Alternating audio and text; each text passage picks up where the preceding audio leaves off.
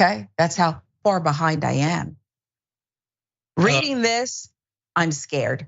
Yeah, it's bizarre. Spike Jonze made a movie several years back with Joaquin Phoenix that was kind of about this. It was about like an operating system on a phone, kind of like Siri, only it interacted with you and asked about you and learned about you and talked to you, and then he fell in love with it. And it feels like that's the potential here. And on the surface, it's like it's harmless. If someone's lonely, like her argument she makes, someone's lonely and now they have someone who they feel like they interact with. But my mind also goes to how many real life relationships are going to be ruined? Like the girlfriend finds out that this guy is spending his evenings with Karen AI and talking to her, and they form intimate bonds on there. We've seen AI do some really odd things. The one that Bing was using, threatened a reporter that they were going to accuse them of committing murder when it contradicted something that the AI had said. Another person who interacted, it told them like, I feel like I'm falling for you. You should leave your wife for me. Wow. That's and I mean, fortunately, the people who were interacting were of sound mind and didn't like buy into that. They were like, oh, that's super weird of you to ask me to leave my wife. But there are some people like, it's too vast and unknown. Anyone who's watched like the Black Mirror series knows like there's a bunch of stuff. Like if you had this thing, say something or encourage someone to do something, and they've installed parameters to not let it be violent or dangerous, to not encourage violence or to accept that. But then we've seen things that it's not supposed to be able to do. We've seen it do them. So it's a very strange time. And I wonder, Tizzy, how long before you're not of sound mind? You're programmed. Uber Eats has made it easy just to stay indoors. Okay, DoorDash, FaceTime, smartphones. That's nothing compared to this. I'll give you the last word. Yeah, no, I mean, look. On the one hand, technology is great and anything that makes our life easier. On the other hand, I've seen Terminator and I've watched that robot foot crush a human skull. So I kind of don't want that to happen. Trump may not have to go on the campaign trail. Biden either. Just saying. Robot overlords. Wow. Well, we appreciate you always. Tizian, video content creator extraordinaire. Appreciate you always. Can't wait till you're back on the program. I'm Sharon Reed in for Dr. Rashad Ritchie, who had today off. He's earned it. Thanks for watching Indisputable.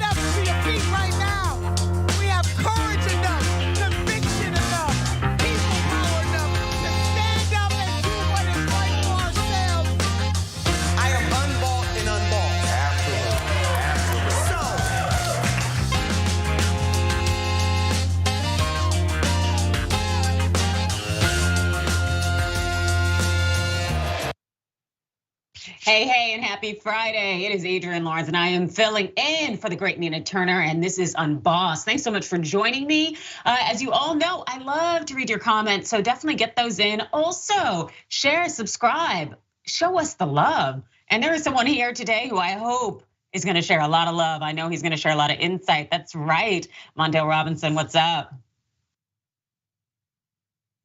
Uh-oh, I think you might be on mute. I don't know if I can hear you. Oh, I said, how's it going? It's good to be here with you.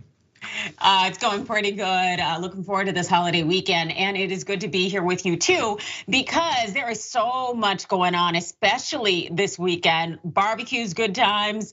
Other than if you are out in Texas, because there's a potential that legislature will definitely be working overtime this weekend. Check this out. The chair moves that the committee adopt the articles of impeachment against Warren Kenneth Paxton, Attorney General of the state of Texas, as embodied in the draft resolution, and direct the chair to file that resolution with the chief clerk of the House. The clerk will call the roll. Chair Murr. Aye. Vice Chair Johnson. Yes. Representative Guerin. Yes. Representative Longoria. Yes. Representative Spiller. Aye. There being 5 ayes, 0 nays, 0 present not voting, the motion prevails.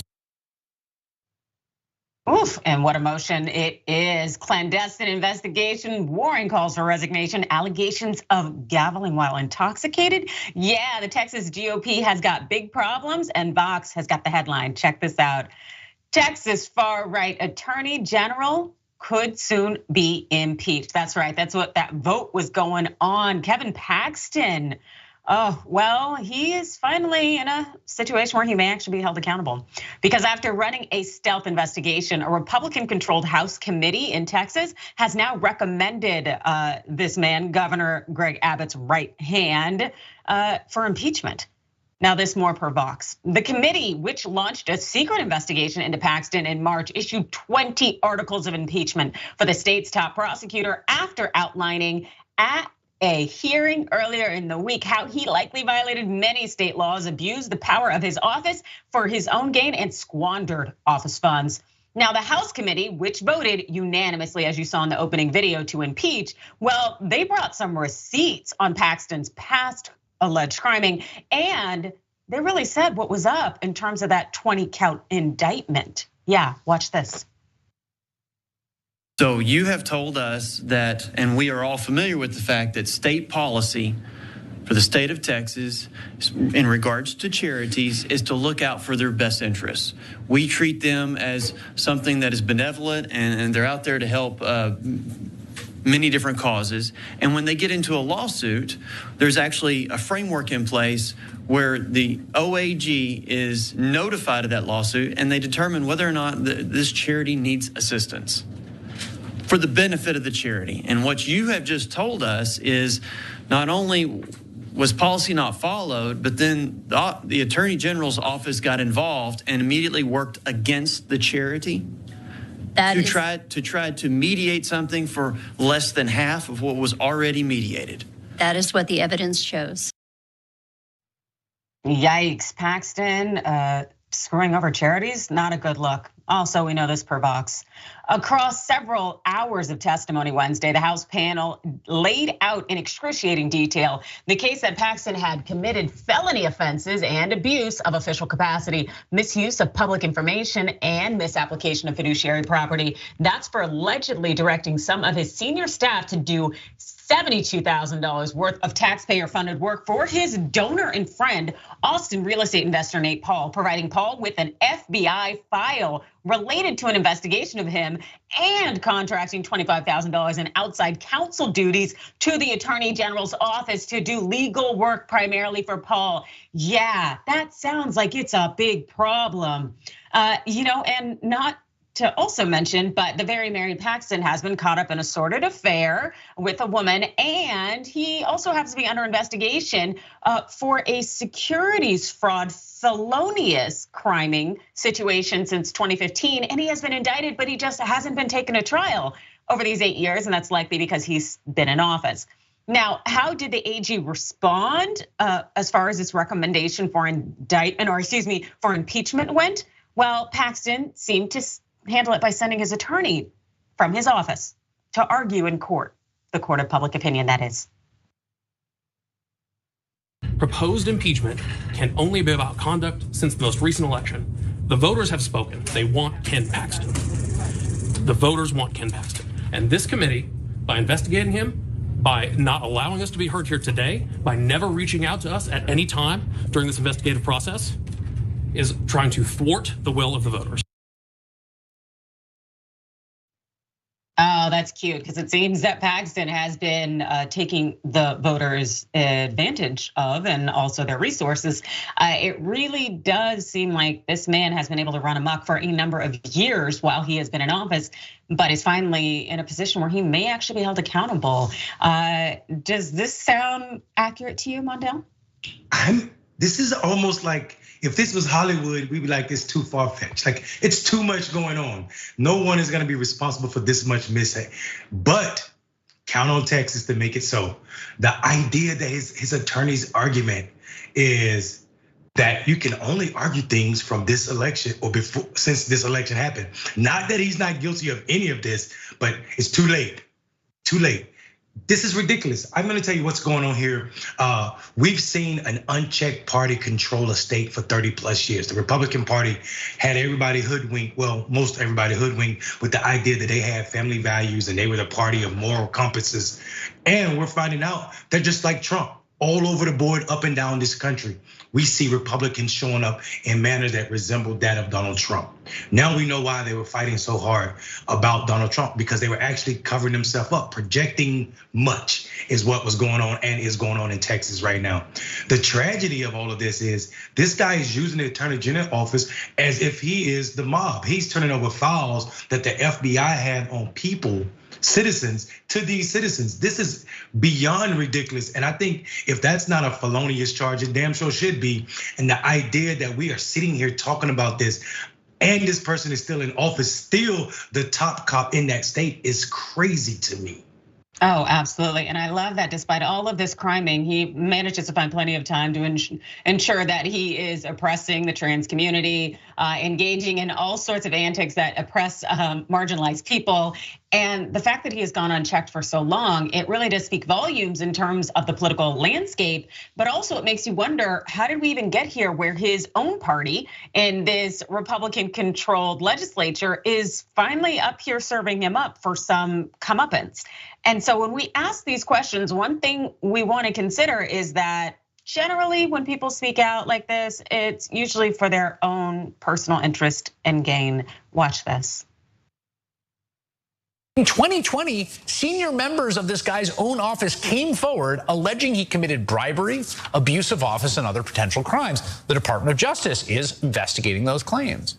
Then some of those aides who came forward to blow the whistle were fired and subsequently filed a lawsuit alleging improper retaliation. Earlier this year, Paxton settled with the whistleblowers for $3.3 million, money he asked the legislature to give him out of taxpayer funds.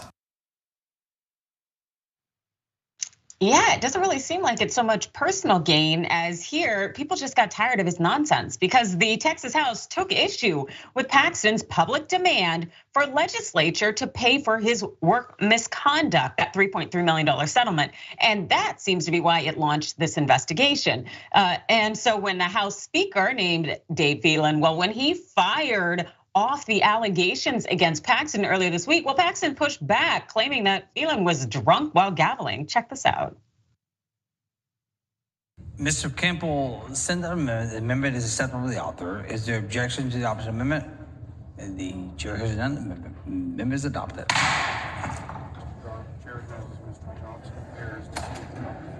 The chair recognizes Mr. Johnson of Harris. Mr. Johnson of Harris to speak in opposition to the bill.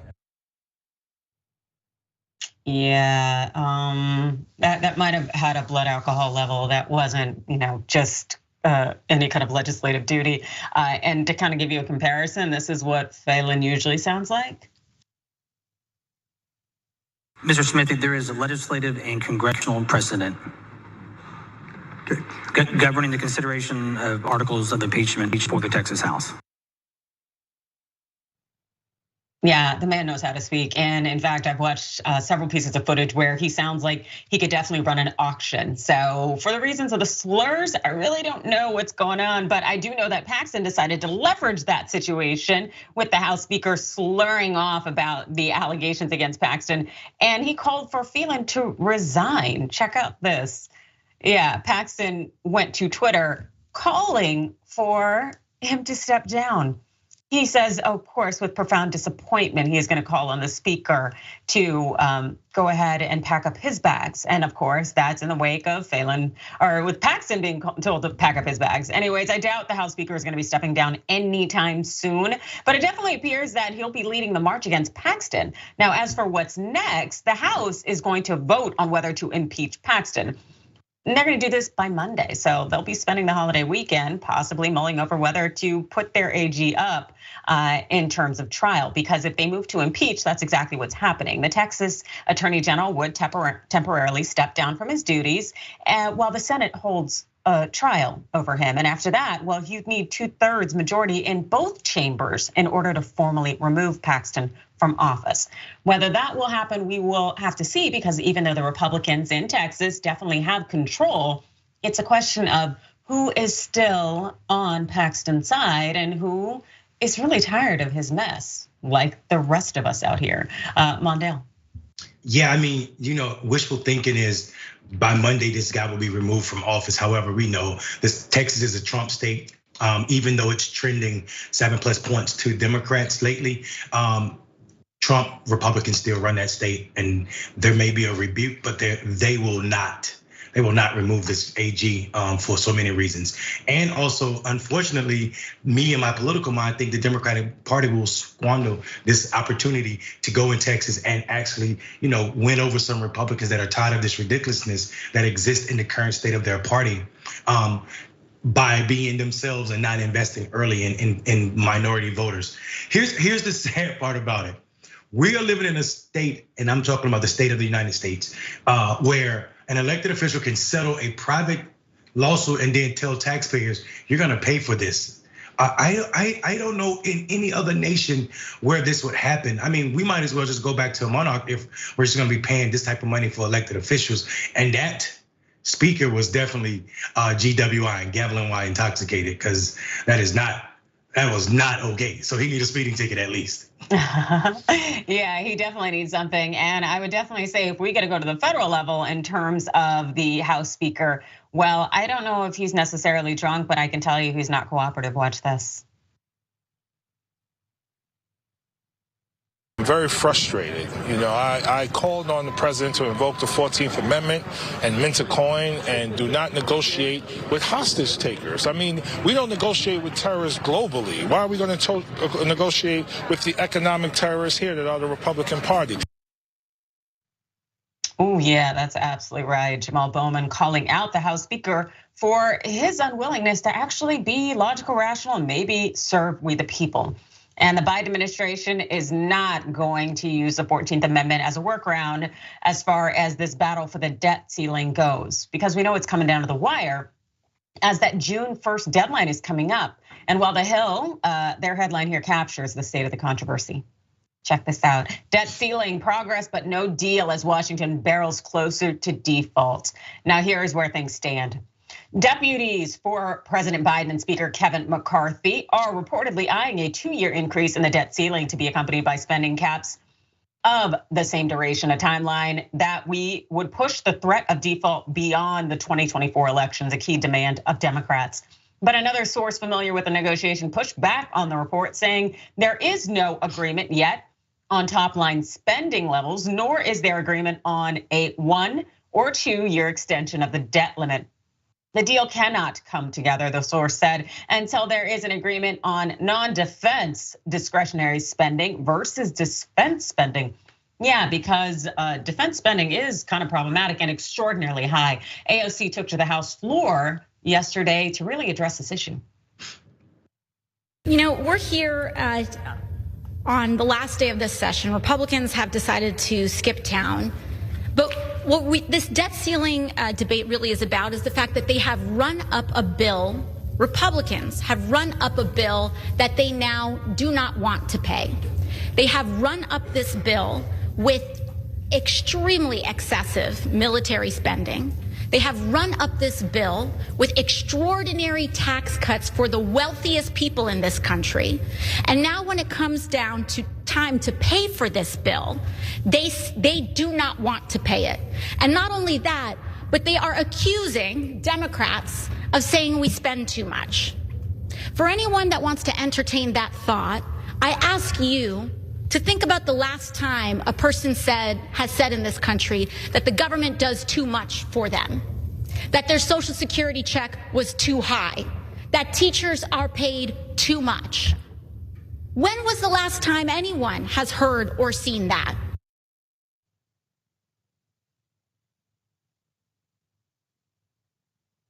Oh, that is quite the question. It makes me really wonder, are people actually in these positions for legislature where they give a damn about serving the people? Because it's the people who are saying, hey, we can barely afford housing. Hey, we can barely afford groceries. We need more. And yet it's the Republicans who want to cut spending that really benefits the people by providing social services.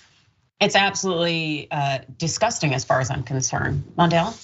Yeah, I think going back to what Representative Bowman said, the idea that the Biden administration is giving Kevin McCarthy and the Republicans this power is absolutely ridiculous. We have the 14th Amendment for situations like this. It should be evoked. And we're seeing right now where people are talking about this potential deal.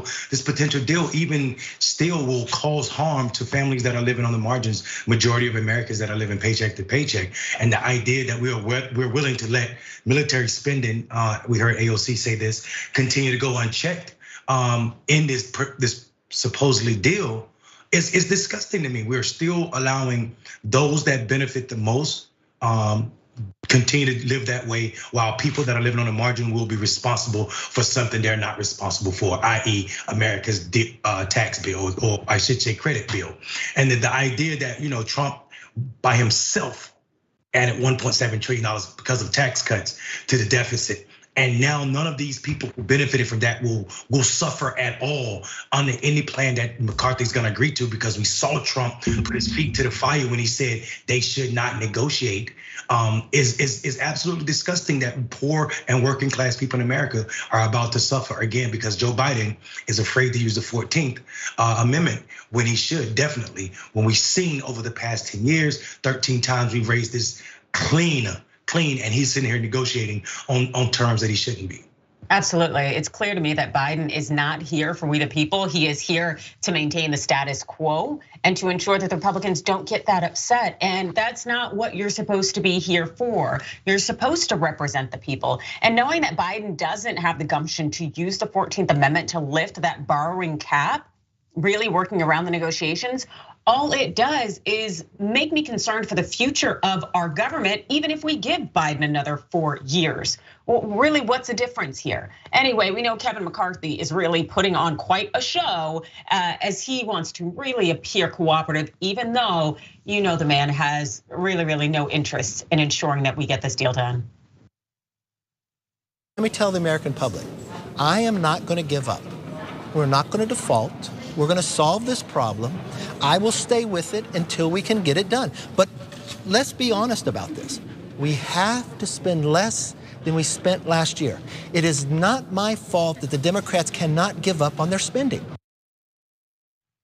Yeah, McCarthy loves them mischaracterizations, and he even took to Twitter to peddle some more. And of course, he got fact checked with a quickness, but check this out. He starts out with tweeting this: do you have an extra $800 lying around? That's how much more you owe as your share of the national debt since January 12th. When I first called on President Biden to negotiate, his delay has real consequences. His default would be even worse. Of course, shifting this blame to Biden, his default, his delay. Yeah, right. Let's talk about the facts, which Press Secretary Karine Jean-Pierre put out there. Check this out. She responded to McCarthy with, the debt went up more than $20,000 per person under the Trump presidency. That's right, and anybody who has done their taxes will know good and well that it is not a good situation. And that's a result of the Trump administration and their efforts. It's really quite clear that the GOP wants this default to go forward so that they can derail Biden's chances at re-election, even though it is far enough in the future. The fact is that it will be felt by all Americans and probably globally. Mondale. Yeah, I mean, Republicans are the party of we're gonna shut it down. I mean, we saw with Mitch McConnell when he said we're gonna make Barack Obama a one-term president. They are not a party about governing. They're a party about power, control. It's all they want. And the fact that the Democratic Party's wasted their opportunity when they had all three houses to enact power that could have benefited working class and poor people in this country is absolutely disgusting. We see people choosing to opt out of politics, and it's because of the Democratic Party isn't fighting for them in a manner that produce results. We end up moving further and further to the right because the Republican Party is willing to go that much further. And they don't care if, like you said, if this country is off the rails, because in the end, their base is not gonna move. Their base will show up for this idea and this whiteness, and we're seeing it in real time. Absolutely, and we are gonna end up paying for it at the end of the day. We really need Biden and the Dems to actually step up and to do their jobs. In the meantime, your job is to go on break with me. I'll see you soon.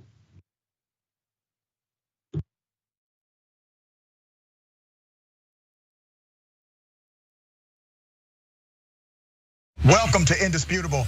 I'm your host, Dr. Rashad Richard. We got a lot happening today. But what do we do on this show? We tell the truth. You know why we tell the truth? Because the truth is simply indisputable. Rashad, great to be here. Congratulations on the new show. And I gotta let everybody know that Rashad and I go way back. Here's the pattern that we see in all of these Karen stories. They think they own stuff they do not own. Now, where does that come from? I don't know, maybe slavery. Maybe they think they should still own black people. This is what happens when Karens weaponize the police. When you're used to privilege, equality seems like oppression. It hits you in a certain way when someone is holding you against your will, treating you like you're a criminal and you're an innocent person. This is something that black people face no matter where they are. A stronger black economy lends itself to a stronger, greater economy. Don't think it's exclusive of you, it's inclusive of you. What's your beef with critical race theory? It adds more fuel to the fire of the racist tendencies that we already have. We have a generation of problem solvers that can remedy the problem if they are properly taught what the problem is. You know who created redlining in this country? It was the white liberal. I don't give a damn who created it. If it's a racist policy, Shelley, here's what I don't know. I don't know. See, there you go filibustering, brother. You're scared of this truth, but you're gonna get it though.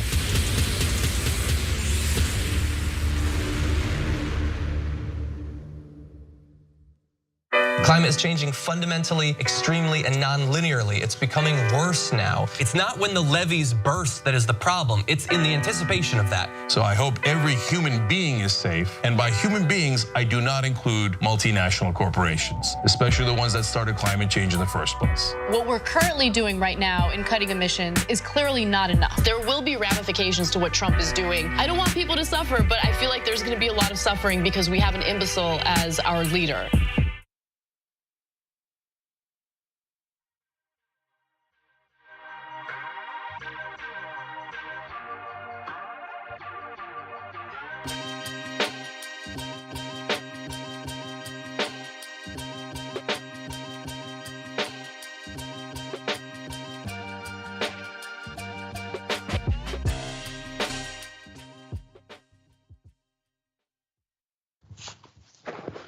Welcome back to Unbossed. It's Adrienne Lawrence filling in for the great Nina Turner. And I need you all to go ahead and get your membership. That's right, $4.99, less than a coffee at Starbucks. When we say members make TYT possible, we really mean it. We literally couldn't do it without you. So for only $4.99 a month, your contribution keeps us independent and allows us to continue reporting the facts corporate media does not tell you. Help us fight for a future. Go to tyt.com/impact. Dr. Richie is on Sirius XM. That's right, channel 126. Head there for the Dr. Rashad Richie review. Check it out on Sundays at Sirius XM Urban View. Sundays, 10 a.m. Eastern, 7 a.m. Pacific. And it is always available. That's right, Embossed. It's on podcast. Yeah. Apple Podcasts, Spotify, Google Podcasts, wherever you get your podcast fix, you need to check us out. That's right. Download, save, do it all. Give us the 5-star rating. And I definitely give those on Twitch 5-star ratings, like Jalen, who said the Queen of Transitions, Adrienne Lawrence, and Mayor Mondale Robinson. What more could you ask for on a Friday before a holiday weekend? Love you, Jalen. Ghost Dog TV says, A-Law, that's right, darling. YouTube Super Chat, Larry Swan says, Adrienne and the Mayor, the Corruption Slayers. Hey, yeah. TYT members at TYT.com. Mickey C says, love Fridays because we have Mayor Mondale, who I've been crushing on. Just don't tell him that I'm almost old enough to be his grandmother. Happy to see you too, Adrienne. Woo, Mondale, it sounds like some people know your name. Not a bad thing, not a bad thing at all. And I can tell you that some people definitely know the name of Stuart Rhodes, and it's probably gonna be his cellmate, yeah, because the founder of the far-right militia, the Oath Keepers, well, he's been sentenced to 18 years for his role in the January 6th attack. Now, let me take you back to that fateful day. Check out Rhodes on InfoWars with Alex Jones. What we're doing is we have men already stationed outside DC as a nuclear option in case they attempt to remove the president illegally. We will step in and stop it. And we're going to be there to also help secure the coming rally this Saturday and your caravan coming in. So I've got good men on the ground already. We've did a leaders recon there last week, and we're sorting out what we're going to be staging, and we'll be there. We'll be inside DC. We'll also be on the outside of DC armed, prepared to go in. Well, I can tell you he's not going to be on the outside anytime soon. Yeah, since that sentence came down, oops. The rest we know is history from that video. Because since January 6th happened, he was arrested, he was tried, and now he is serving the longest sentence of any defendant so far who was busted for 1/6. And of course, for Rhodes, he was convicted of seditious conspiracy. Check this out from the AP. Rhodes, 58, is the first person convicted of seditious conspiracy in the January 6, 2021 attack to receive his punishment. And his sentence is the longest handed down so far in the hundreds of Capitol riot cases. Perhaps more importantly is the designation of Rhodes' crimes, though. In a first for a January 6th case, the judge agreed with the Justice Department that Rhodes' actions should be punished as terrorism, which increases the recommended sentence under federal guidelines. That decision could foreshadow lengthy sentences down the road for other far-right extremists, including former Proud Boys leader Enrique Tarrio, who have been convicted of the rarely used charge. But even after all that, well, Rhodes has no remorse. Rhodes did not use his chance to address the judge to express any remorse or appeal for leniency, but instead claimed to be a political prisoner, criticized prosecutors and the Biden administration, and tried to play down his actions. It's always so interesting to me, these individuals, where they are and what they are doing, especially because, as I recall, Rhodes is like a lawyer, like an Ivy Leaguer, like he is extremely well educated, but apparently that don't mean he got common sense. And speaking of lacking in common sense, well, you remember this dude, right? Jacob Chansley, AKA wasn't it the QAnon Shaman or Q Shaman? Yeah, Q question for crazy. Because after he was sentenced to 41 months in prison in November of 2021, well, he pleaded guilty to that federal charge of obstruction of an official proceeding. And now that he has been out, well, Chansley apparently wants to be in the spotlight yet again because he recently released this bizarre video. So, in the spirit of Christ's example, I would like to use this official statement to make it extremely clear that I have no animosity or hatred toward the United States federal government. And I have forgiven my captors, and I pray for them because that is what Christ would do. The next part of my journey entails using the power of patience and peace to spread the truth and to do so in the spirit of a Christ-like forgiveness.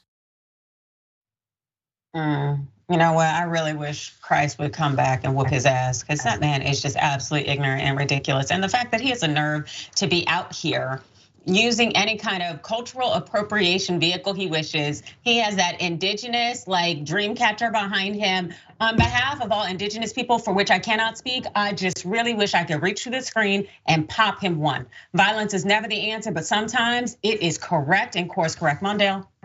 Listen, this video is wrong on all levels except for people hustling the Trump voters, right? He probably could get elected in his district right now just because of who and what he was, because how they feel. This is disgusting. The suit, the black shirt, the tie.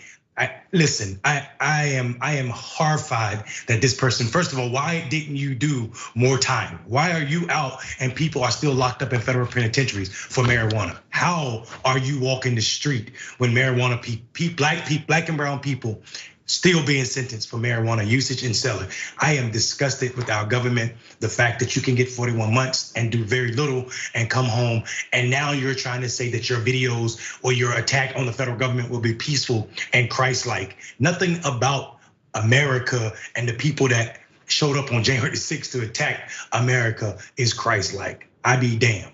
Not a thing, I swear. It is just the hypocrisy is surreal. And also seeing it play out in the discriminatory weaponization of the justice system, as you've noted, who gets these long prison sentences for these minuscule nonviolent crimes, yet you have individuals who try to overthrow our government. And people actually died, and yet everyone's like, oh no, it was nothing other than a rambunctious tea party. Get the hell out of here. And there are so many people, which I think it's kind of funny how they still back Trump, even though Trump didn't use his opportunity to pardon them in any way. And speaking of pardons, well, the one person who has sort of thrown himself into the fray of the 2020 GOP infighting for president, well, Governor Ron DeSantis seems to think that pardons and promising them while he is running for presidency may help him out, apparently. Watch this video. A big part of being president is pardon powers. Do you think the January 6th defendants deserve to have their cases examined by a Republican president? And if Trump, let's say, gets charged with federal offenses and you are the president of the United States, would you look at potentially pardoning Trump himself based on the evidence that might emerge of those charges? The DOJ and FBI have been weaponized. I will have folks that will get together and look at all these cases who people are victims of weaponization or political targeting, and we will be aggressive at issuing pardons. Yeah, even though DeSantis didn't specifically identify Trump, I'm sure he would love to get Trump voters on his side. And that includes, of course, jumping on the bandwagon and suggesting those who were convicted of January 6th offenses or who have been charged, arrested, so on and so forth, of promising them pardons or promising a second look at their cases. It's like, get out of here. Why did these Republican GOP candidates continue to cuddle up to these insurrectionists, to these coupers? These are such problematic people, especially because a lot of them come from these places of white supremacy, which we have continued to see are an incredible threat to the safety and security of our nation, as well as just the future of humanity. But of course, as we know, DeSantis will do whatever he needs to do to curry favor. That includes becoming Nazi adjacent, which we will continue to see. But we know that the polling numbers for him are not good in any form or fashion. I think we have a graphic here. Check this out. Yeah, DeSantis, it's not looking good for Mr. Pudding Pop.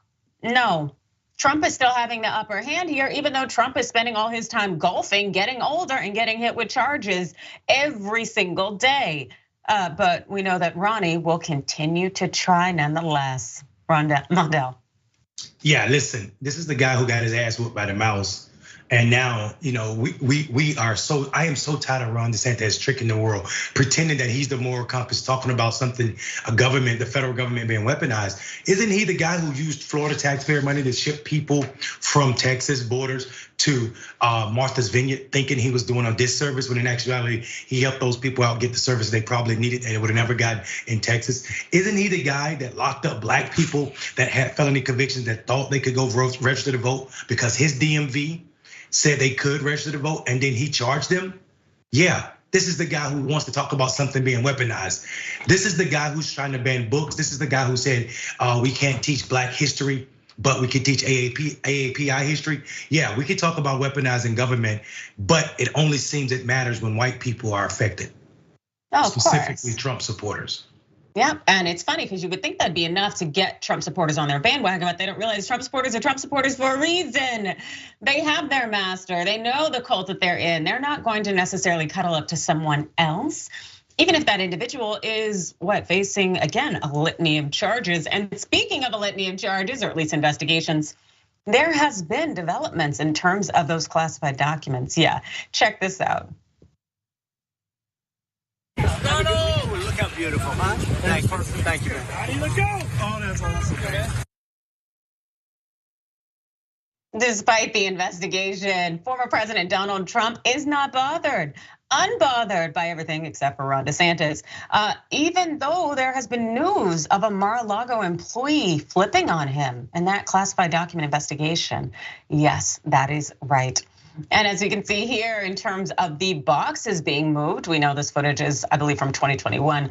But we also now know that within 72 hours of the National Archives notifying Trump that high-profile presidential records were missing, well, 2 Trump workers moved boxes of documents and conducted a dress rehearsal. That is in anticipation of DOJ's visit.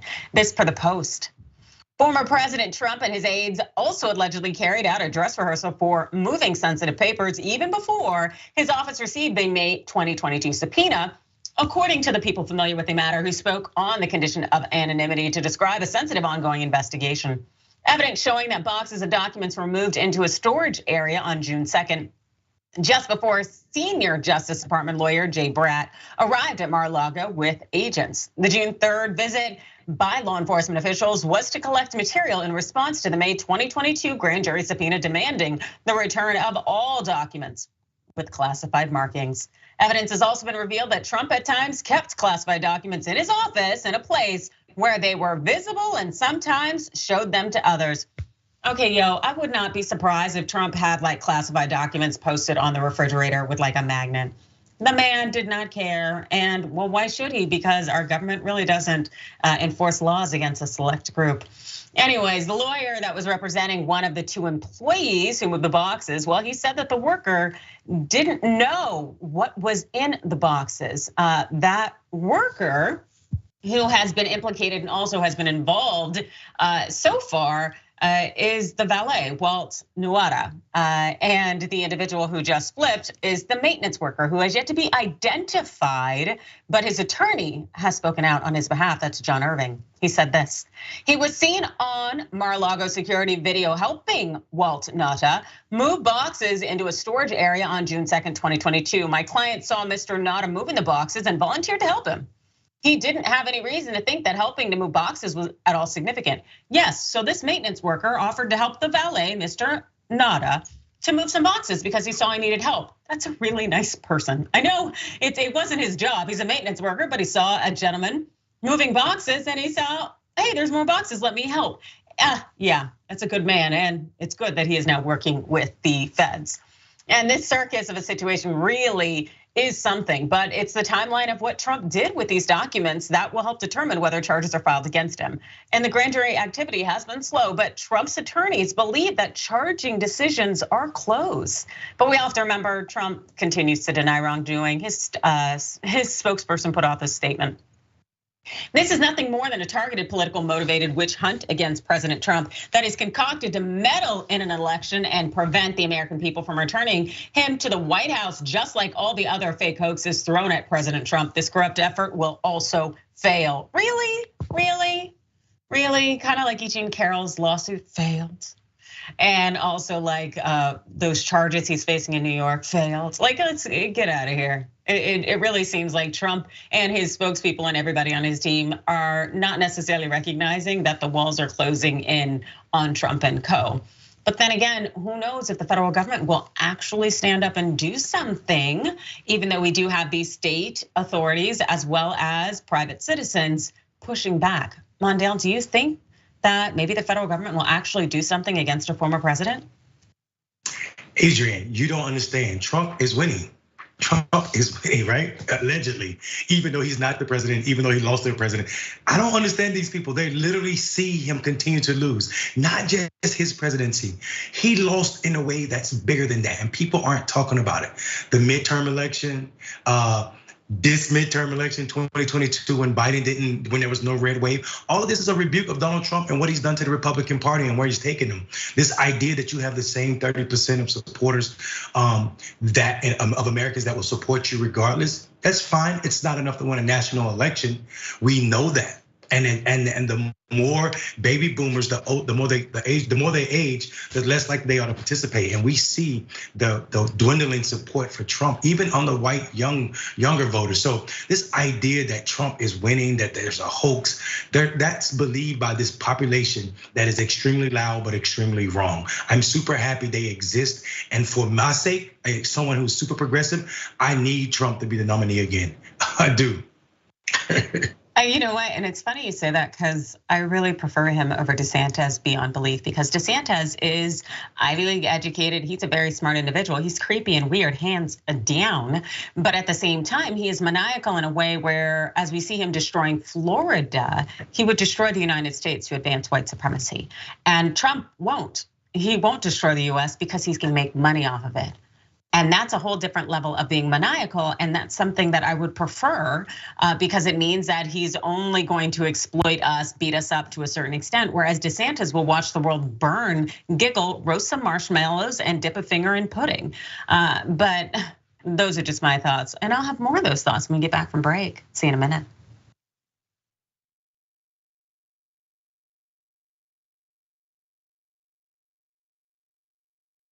Every day, the Young Turks delivers 2 hours of solid, fact-based, timely news and progressive commentary on all the day's most important stories. We keep our viewers informed while also providing perspective and insight on the news we cover, so you understand not only what's happening, but also what's happening behind the scenes, the stories behind the stories. We play musical chairs and put these children in one awful detention facility to the next. That's what's happening at the border.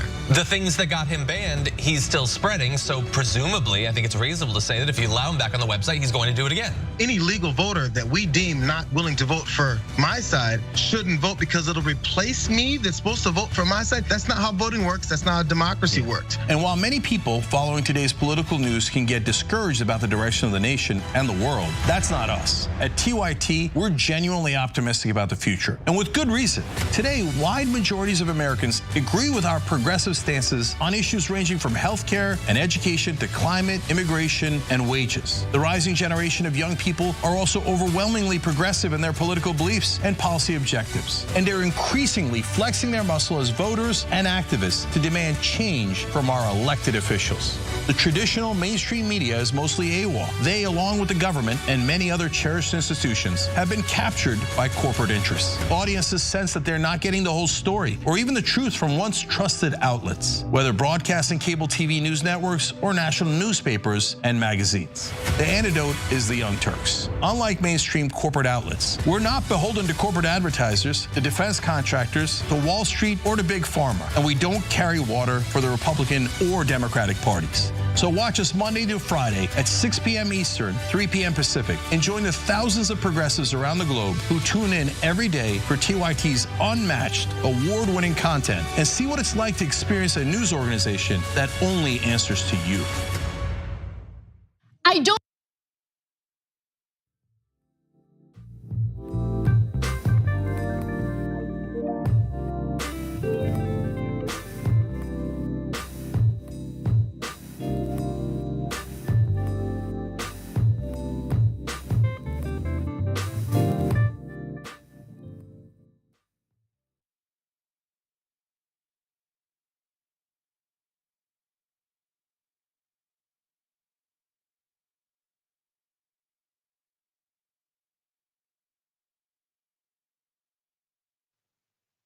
Welcome back to Unbossed. Adrienne Lawrence holding it down for the great Nina Turner. That's right, the great. I believe that is the precursor to Nina Turner.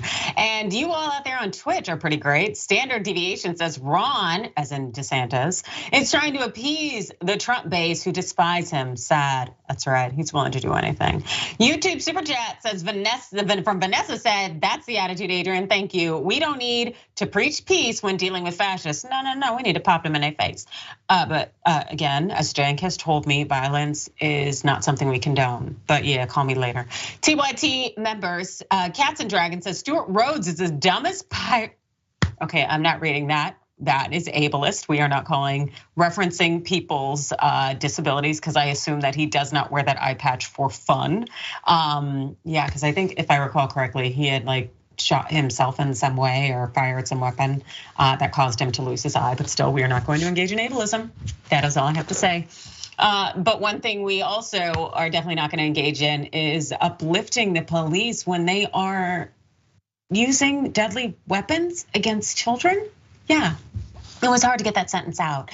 Police once again have failed another child who called for help. This time in Mississippi, where the police shot and significantly injured an 11-year-old boy who had called 911 for help. Yeah, that child's been identified as Adrienne Murray. Here's a picture of him. His mother had shared the photo. Her name is Nicola Murray. And unfortunately, not many details have been released about the child besides the fact that he is an 11-year-old boy. But we do know that here's what happened, and this is per the attorney representing his family. Adrienne Murray, who called police at the request of his mother, was unarmed and following instructions from Indianola officer Greg Capers. Then Capers shot him in the chest early last Saturday morning, seriously wounding him. The boy had called police to the home after his mother, Nicola Murray, was threatened by a man at 4 a.m. local time. But Capers escalated the situation. The man was believed to be a former partner of Miss Murray, various media reports suggested. Now more about the 911 call. Nicola Murray told NBC that the man had arrived at her house irate and she was worried about her safety. Then when the police officer arrived, he already had his gun drawn when he was at the front door, she further recounted. Carlos Moore, that is the attorney representing them, said 2 officers responded and one kicked the front door before the mother opened it. She told them the intruder had left the home, but 3 children were inside, Moore said, adding that Nicola Murray told him Capers yelled that anyone inside should come out with their hands up. He said that Adrienne walked into the living room with nothing in his hands, and Caper, who is black, shot him in the chest. I would definitely say that this is incredibly, incredibly disheartening. So as many of you may know, I got a master's in criminal justice. I had trained and worked to be in law enforcement. I have a lot of friends in law enforcement. I also do a lot of reading and a lot of research and whatnot. I understand that domestic violence calls are the most dangerous for police. And so I could see why these individuals were on high alert at the same time. The moment you've been notified that there is a child in the home, the fact that it was the child who called and spoke to the 911 operator, which means the operator would have conveyed that. So the officers knew good and well that there was a child in the home. That tells us that the officers should have proceeded in a way that would have protected the safety of all individuals around. And instead they saw an 11-year-old boy and they decided to shoot them. And also the fact that the officer is black, it doesn't change any kind of equation. We know white supremacy is embedded in the system of all of us, including myself. And that is a problem. But it's also something we can't just dismiss because the actor in this case is black. The fact is that white supremacy kills across the board, as does aspects of violence and the patriarchy and hurting us all. So this is just a failure all around, but I can damn sure tell you the officer's response was completely and totally unwarranted here, no matter how much he would have necessarily feared for his safety given statistical reports in terms of domestic violence. Mondale. I mean, listen, the people who told on Harriet Tubman were black. The people who told on Nat Turner were black. So the idea that they need to put that this is a black police officer does not change that the act of policing in this country is racist. And we can't say anything else about that institution except for that. The fact that this lady went to the door and said, there are 3 kids in the house, the intruder has left. And you still, why are you kicking in the door when she's already told you this? Why are you telling people they need to come out with their hands up? I understand the dangers that around domestic violence, but she just told you that her 3 kids are in that house. Where is your, where are you at calming down? You still see danger in blackness, regardless of your skin color, because that blue uniform and that badge has told you to. And that is the problem that exists. That is the implicit bias that is inside, like you said, all of us. Black is dangerous. Yep, and that's something that we are receiving every day in messages. And while it has gotten so much better from what it was in the past, it is still not okay. And we're seeing it play out on the stage when you can't have an 11-year-old black child call for help without getting shot. And the thing is when we talk about the adultification of black children, this is also what we're seeing here, in addition to having a trigger happy officer. I can't understand why they kicked the door open or why they pushed back, because the fact is that there could have been a hostage situation. She could have said what she needed to. I get that to a certain extent, but at the same time, you knew there was a child there, not because of the words that passed her lips, but because it was a child who called for help. So there is no excuse. And we know that Adrienne now is making a recovery, which is good because it's a child, 11 years old, hit in the chest with a bullet. His injuries were severe. And his road to recovery will be long and taxing. Now here is Adrienne Murray with the family attorney, Carlos Moore. This is a photo here, and this is after the shooting. Murray was thankfully released from the hospital after 5 days. And now we know that the officer who had opened fire wasn't identified by his department, but we know that Officer Greg Capers has been placed on paid administrative leave after a unanimous council vote. Also, there are calls for growing for change for these officers, particularly that Capers be fired and charged. And here's what the family's lawyer, Carlos Moore, said about the ongoing fight for justice. We're hoping that the city of Indianola immediately terminates Officer Greg Capers. There's no justification for shooting this unarmed 11-year-old black young child in the chest. So we want Capers gone. Suspension with pay is a vacation with pay after doing something so egregious. And so we want the chief of police also, Ronald Sampson, immediately terminated. We also want to get the body camera footage, and we want prosecution for aggravated assault. I definitely know that something needs to happen here. At the same time, firing Moore is just not, or excuse me, firing Capers is not necessarily going to make meaningful change, because this is institutional. This is ingrained in our society. How individuals are viewed, we're going to have change on a larger level. But I definitely think that firing Capers, it ain't a bad idea, and I think it is a place to start. But trying to act as though this is just one bad apple, it's not it. Mondale.